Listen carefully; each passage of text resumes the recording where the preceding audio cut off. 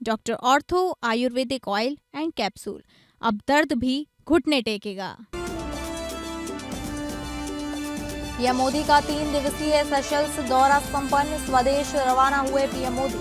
आखिरी दिन सेशल्स में नवशक्ति विनेगर मंदिर में की पूजा, सेशल्स में महात्मा गांधी को श्रद्धांजलि दी और भारतीय समुदाय के लोगों से बात की।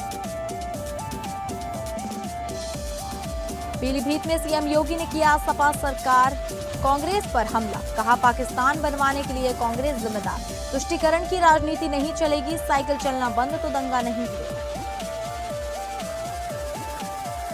झारखंड में प्राथमिक और मध्य विद्यालयों में शिक्षकों की कमी होगी दूर, रांची में सीएम हेमंत सोरेन ने 1042 नव चयनित सहायक आचार्यों को सौंपा नियुक्ति पत्र। राज्य सरकार प्राथमिक और मध्य विद्यालयों में 26,000 सहायक आचार्यों की चरणबद्ध नियुक्ति कर रही है।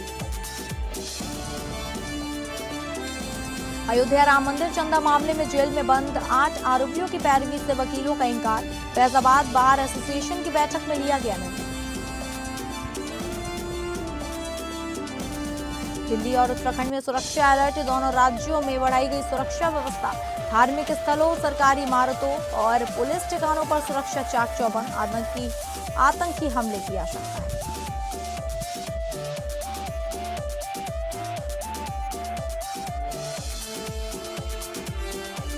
नमस्कार, आप सभी का बहुत स्वागत है और मैं हूं आपके साथ अंकिता सिंह। शुरुआत करेंगे बुलेटिन की, जहां भारत के प्रधानमंत्री नरेंद्र मोदी अपने 3 दिवसीय दौरे को पूरा करने के बाद नई दिल्ली के लिए रवाना हो गए हैं। सेशेल्स से दौरे के आखिरी चरण में पीएम मोदी ने महात्मा गांधी को पुष्पांजलि अर्पित की।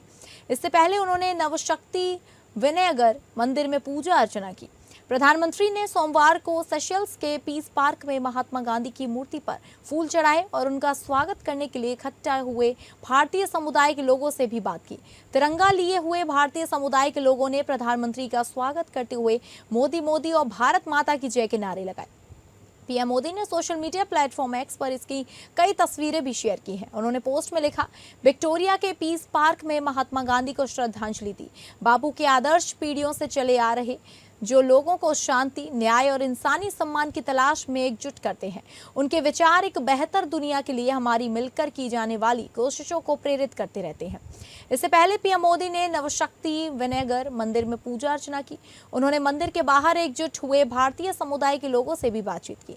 पीएम मोदी ने तस्वीर साझा कर एक्स पर लिखा, विक्टोरिया में अरुल्ली मुगु नवशक्ति विनेगर मंदिर में प्रार्थना की, जो सेशेल्स का प्रमुख हिंदू मंदिर है।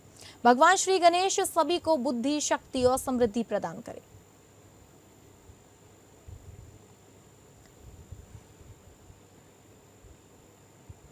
उत्तर प्रदेश के मुख्यमंत्री योगी आदित्यनाथ पीलीभीत पहुंचे। इस दौरान उन्होंने 515 करोड़ रुपए की विकास परियोजनाओं का लोकार्पण और शिलान्यास किया। इसके साथ ही सीएम योगी ने 4,693 विस्थापित परिवारों को भूमि का मालिकाना अधिकार दिया। सीएम योगी ने जिले के बरखेड़ा के पतरासा कुंवरपुर में जनसभा को भी संबोधित किया। सीएम ने कांग्रेस पर हमला बोलते हुए कहा कि कांग्रेस के पास के कारण पाकिस्तान बना है। इसके अलावा सीएम योगी ने कहा कि जिन्ना मर गया होता तो विभाजन ना होता, बंटवारे में लाखों हिंदुओं की हत्या हुई है। मुख्यमंत्री ने कहा कि पीलीभीत में आयोजित जनसभा के दौरान देश के विभाजन और नागरिकता संशोधन कानून को लेकर कांग्रेस और समाजवादी पार्टी पर तीखा हमला बोला। सीएम योगी ने कहा कि कांग्रेस के पाप के कारण पहले बांग्लादेश बना और पाकिस्तान का निर्माण सत्ता की लालसा का परिणाम था। उन्होंने कहा कि पाकिस्तान का बनना जरूरी नहीं था, बल्कि यह तत्कालीन राजनीतिक नेतृत्व की गलतियों का नतीजा था। उन्होंने कहा, यदि उस समय कांग्रेस नेतृत्व दृढ़ता से खड़ा रहता तो जिन्ना अपनी मौत मर जाता और भारत का दुर्भाग्यपूर्ण विभाजन नहीं होता। मुख्यमंत्री ने कहा कि विभाजन के दौरान लाखों हिंदुओं का नरसंहार हुआ और बड़ी संख्या में लोगों को अपनी पैतृक भूमि छोड़नी पड़ी। उन्होंने कहा कि विस्थापित लोगों को उम्मीद थी कि जिस आधार पर देश का विभाजन हुआ, उसी आधार पर उन्हें भारत में सम्मानजनक जीवन और शरण मिलेगी। योगी ने आरोप लगाया कि कांग्रेस ने विस्थापित लोगों को कभी चिंता नहीं की। उन्होंने समाजवादी पार्टी पर भी निशाना साधते हुए कहा कि तुष्टीकरण की राजनीति के कारण इन दलों ने पिछड़ों, दलितों और वंचितों के मुद्दों पर ध्यान नहीं दिया। उन्होंने कहा, आज डबल इंजन की सरकार ने नागरिकता संशोधन कानून लागू किया, जिसके माध्यम से पाकिस्तान, बांग्लादेश और अफगानिस्तान से आए हिंदू, सिख, जैन और बौद्ध समुदाय के विस्थापित लोगों को नागरिकता देने का रास्ता खुला। मुख्यमंत्री ने कहा कि जब सीएए लागू हुआ तो कांग्रेस और समाजवादी पार्टी ने दिल्ली सहित कई जगहों पर इसका विरोध किया था, जबकि आज इसी कानून के तहत नागरिकता प्रमाण पत्र दिए जा रहे हैं। उन्होंने आरोप लगाया कि विपक्षी दलों की नीति हमेशा तुष्टीकरण पर आधारित रही है और देश के संसाधनों पर अधिकार को लेकर उनकी सोच विभाजन के बावजूद एक तरफा रही। योगी ने कहा कि कई वर्षों तक चली आ रही इस राजनीति का नुकसान उन लोगों को उठाना पड़ा जिन्हें विभाजन के बाद अपना घर छोड़कर भारत आना पड़ा। आदरणीय प्रधानमंत्री मोदी जी के नेतृत्व में जब सिटीजनशिप अमेंडमेंट एक्ट आया, लंबे समय के बाद किसी सरकार ने सोचा कि विस्थापित हिंदुओं, बौद्धों, जैनियों, सिखों को भी भारत की नागरिकता मिलनी चाहिए। जो पाकिस्तान से, बांग्लादेश से, अफगानिस्तान से विस्थापित हैं, आप याद करिए, दिल्ली और देश के विभिन्न राज्यों में लंबे समय तक कांग्रेस ने, समाजवादी पार्टी के लोगों ने आंदोलन किया था। आज जो ये सर्टिफिकेट वितरित हो रहे हैं, इसी के खिलाफ ये लोग आंदोलन कर रहे थे कि नहीं मिलना चाहिए। यानी इनका तो सबसे पहला उद्देश्य ही क्या है कि देश के संसाधन पर विभाजन के बावजूद पहला अधिकार मुसलमान का होना चाहिए, बाकी किसी का अधिकार नहीं होना चाहिए। यही तो इनकी कुत्सित चेष्टा थी, यही इनकी तुष्टीकरण की नीति थी, यही पाप ये जिंदगी भर करते रहे और उस पाप का खामियाजा हिंदू भुगतता रहा। मुख्यमंत्री हेमंत सोरेन ने रांची के खेलगांव स्थित टाना भगत इंडोर स्टेडियम में 1042 नव चयनित सहायक आचार्यों को नियुक्ति पत्र प्रदान किया, जिनमें पहले से 5वीं कक्षा के लिए 274 तथा छठी से 8वीं कक्षा के लिए 768 सहायक आचार्य शामिल हैं। तो वहीं राज्य सरकार प्राथमिक और मध्य विद्यालयों में 26,000 सहायक आचार्यों की चरणबद्ध नियुक्ति कर रही है। इसके तहत अब तक 12,500 से अधिक शिक्षकों की नियुक्ति हो चुकी है। आपको बता दें कि इस नियुक्ति पत्र वितरण समारोह में वित्त मंत्री राधाकृष्ण किशोर और श्रम उद्योग मंत्री संजय प्रसाद यादव के साथ साथ विभाग से संबंधित सभी अधिकारी उपस्थित रहे।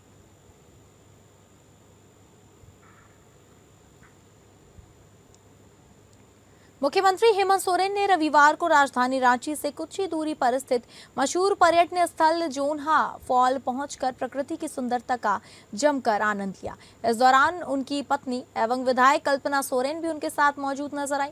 मौके पर हरी भरी वादियों, घने जंगलों और कलकल बहती जलधारा को देख खुद मुख्यमंत्री इसकी प्रशंसा किए बिना नहीं रह सके। वहीं कुछ समय प्रकृति के बीच बिताने के बाद उन्होंने स्थानीय फलों का स्वाद भी लिया और आसपास के लोगों से बातचीत कर उनकी समस्याएं भी जानने की कोशिश की। इसी बीच मुख्यमंत्री ने सोशल मीडिया पर वीडियो और पोस्ट शेयर कर कहा कि झारखंड की प्राकृतिक संपदा पूरे देश के लिए आकर्षण का केंद्र है। जोन्हा फॉल की निर्मल जलधारा, शांत वातावरण और हरियाली यह एहसास कराती है कि झारखंड वास्तव में प्रकृति का अनुपम उपहार है। उन्होंने कहा कि यह हमारी साझा धरोहर है जिसकी रक्षा और संरक्षण करना हम सभी की सामूहिक जिम्मेदारी है। इसके अलावा सोशल मीडिया पर पोस्ट में उन्होंने लिखा कि झारखंड के किसी भी कोने में आप चले जाइए, प्रकृति अपने अलग अलग रंगों में आपका स्वागत करती दिखाई देगी।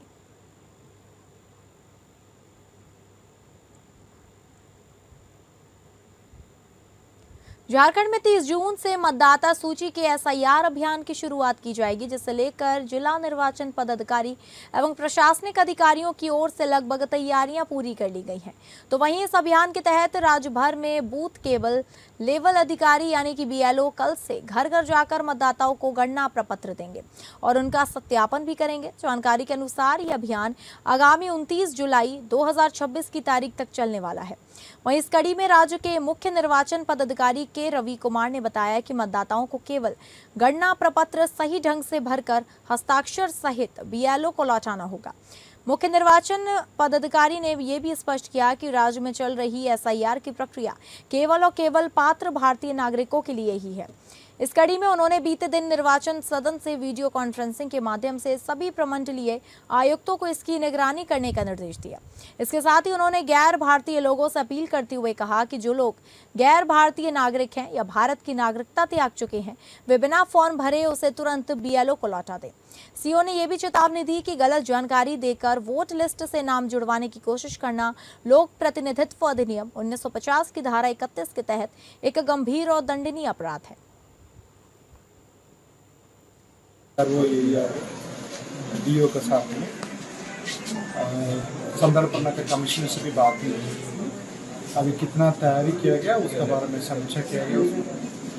अभी उनका सब्जेक्ट में मतलब एसएआर में कितना अंडरस्टैंडिंग है, उनका कोई डाउट होगा तो उसका भी क्लैरिफाई किया गया। अब ये मीटिंग के बाद मेरे आश्वस्त है इन लोग को बहुत बढ़िया से नियमानुकूल अपने काम का पूरा करेंगे, ताकि एक पात्र भारत नागरिक भी इस सूची से वंचित नहीं रहेंगे। एक पात्र भारतीय नागरिक का आइडेंटिफाई करते हुए उनका सबका सूची।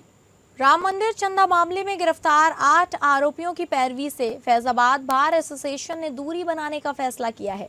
एसोसिएशन ने कहा कि इन आरोपियों की जमानत या बचाव के लिए कोई भी अधिवक्ता अदालत में पक्ष नहीं रखेगा।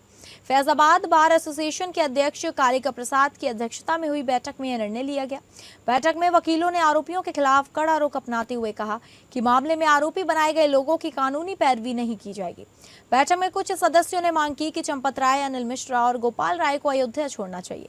उन्होंने चेतावनी दी कि यदि 3 दिन के भीतर ऐसा नहीं किया गया तो व्यापक विरोध किया जाएगा और अयोध्या बंद करने की बात भी कह दी गई। इधर राम मंदिर चंदा मामले में न्यायिक हिरासत में भेजे गए 8 आरोपियों को लेकर पुलिस अदालत से रिमांड की मांग करेगी।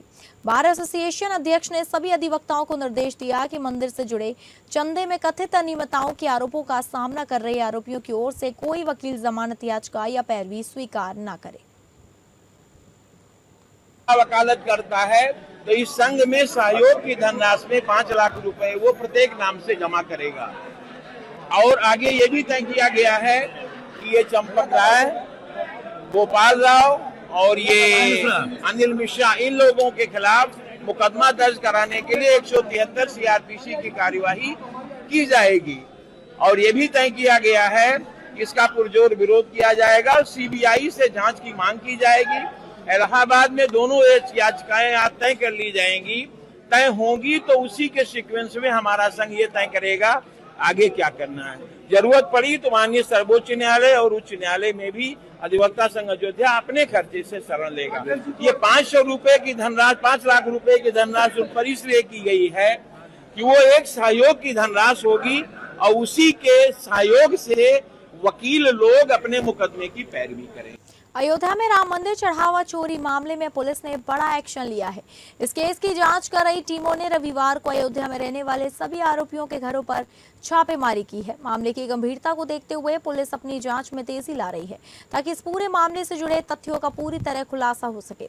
पुलिस इस मामले के हर तरफ से पहलू की जांच दिखाई दे रही है जिससे सच्चाई सामने आ सके। जांच टीम ने अपनी कार्रवाई का दायरा बढ़ाते हुए अयोध्या में रहने वाले आरोपियों के घरों पर कार्रवाई की है।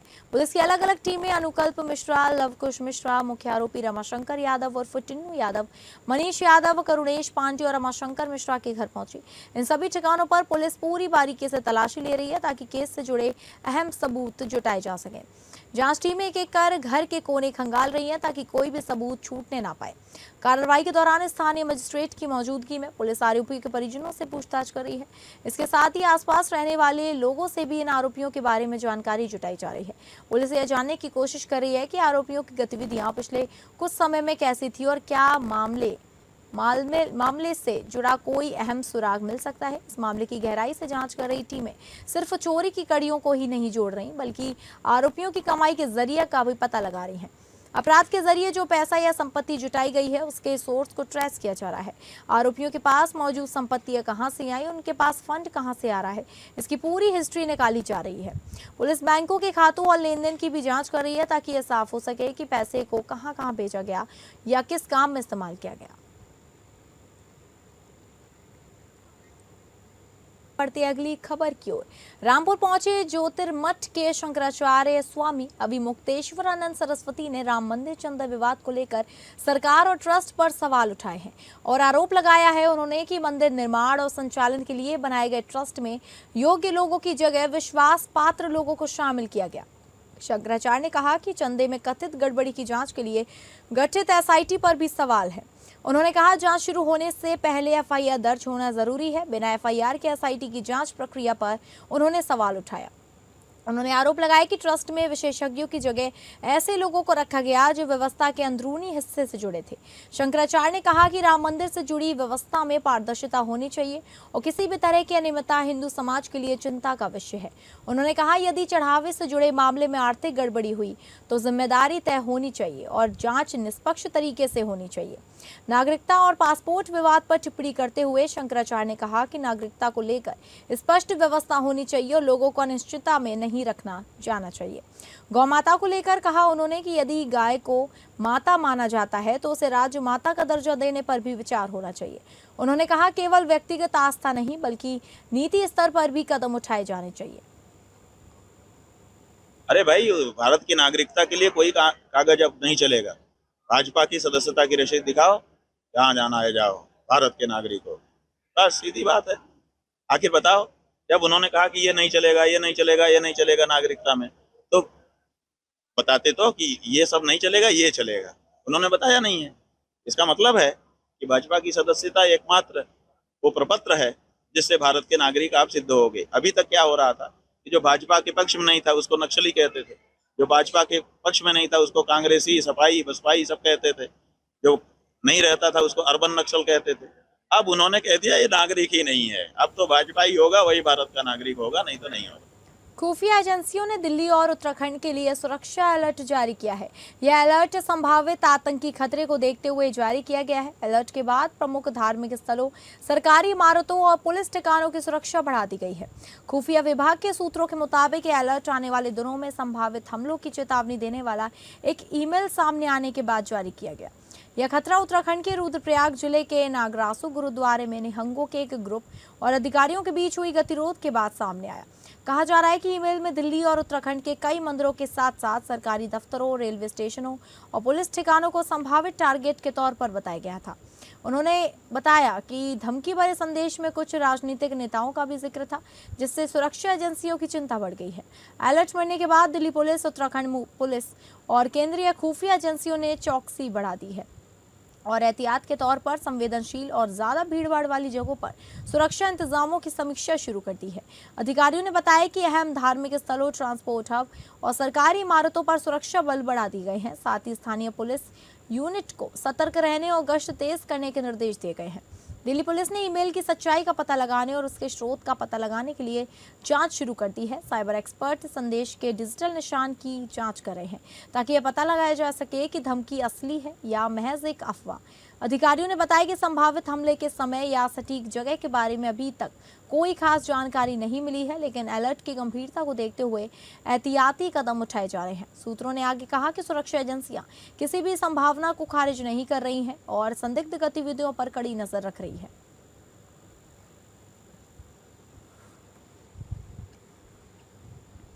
गढ़चिरौली जिले में नक्सल विरोधी अभियान के तहत सुरक्षा बलों को एक और बड़ी सफलता मिली है।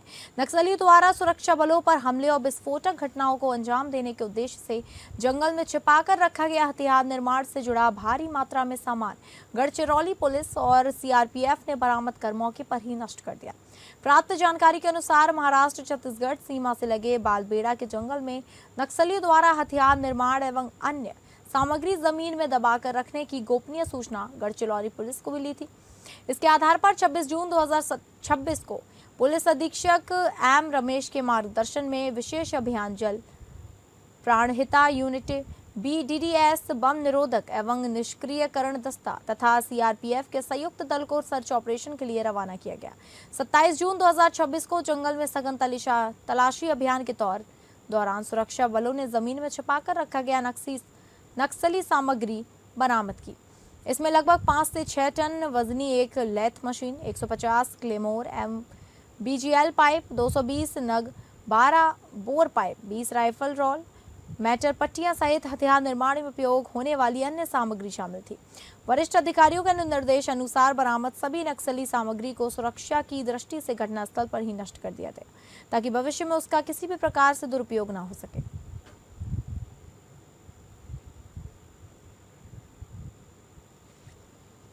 रावतपुर थाना क्षेत्र में नाबालिग किशोरी के अपहरण और मनतांतरण से जुड़ा मामला सामने आया है। किशोरी ने पुलिस को तहरीर दी और आरोप लगाया कि युवक अरमान ने दोस्ती के बहाने उसे अगवा कर करीब 6 दिन तक बंधक बना के रखा। पीड़िता का आरोप है कि इस दौरान उसे जबरन बुर्का पहनाने, कलमा पढ़वाने और गौमांस खिलाने का दबाव बनाया गया। विरोध करने पर गर्म चिमटे से दागने और मारपीट करने की भी शिकायत की गई है। किशोरी ने आरोप लगाया कि डराकर उससे कोरे कागजों पर हस्ताक्षर कराए गए और सऊदी अरब में बेचने की धमकी दी गई। किसी तरह आरोपियों के चंगुल से छूटकर किशोरी अपने परिजनों के साथ रावतपुर थाने पहुंची और शिकायत दर्ज कराई। मामले की गंभीरता को देखते हुए पुलिस ने मुख्य आरोपी अरमान को गिरफ्तार कर लिया है। पुलिस पूरे प्रकरण की जांच कर रही है और अन्य पहलुओं की भी पड़ताल जारी है। कल दिनांक 27 जून को थाना रावतपुर के अंतर्गत सूचना प्राप्त हुई कि एक नाबालिग लड़की को अन्य संप्रदाय के व्यक्ति द्वारा ले जाया गया और उस पर धर्म परिवर्तन करने का दबाव डाला गया और भी कई आरोप लगाए गए थे।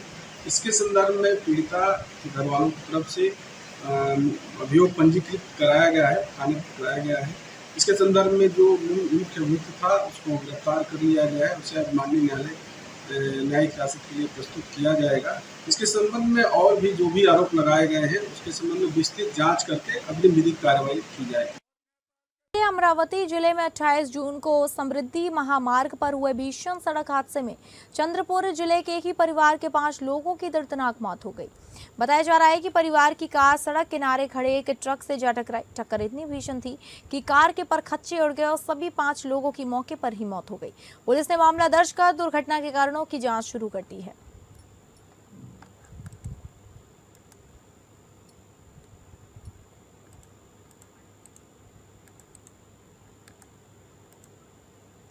तो फिलहाल इस बुलेटिन में इतना ही। नमस्कार।